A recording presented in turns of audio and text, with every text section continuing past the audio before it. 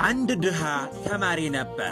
የመጀመሪያው ቀን ያረፍዳል። መምህሩ እጁን 3 ጊዜ ይመታዋል። እያለቀሰ ትምህርቱን ጨረሰ።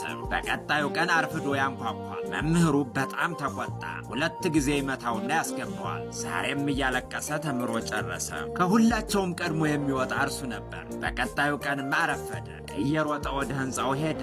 እጅግ አድካሚ መንገድ ነበር የሚጓዘው። መምህሩ የሆነ ችግር ገጥሞት ነው የሚያረፍደው ብሎ ስላሰበ አንዴ ብቻ መታና አስቀመጠው። ያኔም እያለቀሰ ትምህርቱን ተከታተለ።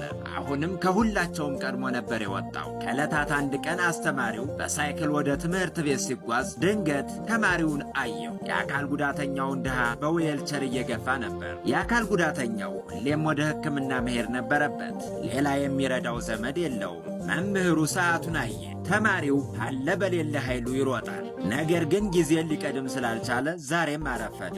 ለማርፈዱ የሚከፍለው ደመወዝ አለው። ሁሌም እጁን መገረፍ ነው። ወደ ክፍሉ ገባ። መምህሩ ሳይጠይቀው አንገቱን ዘንበል አድርጎ በትህትና እጁን ዘረጋ።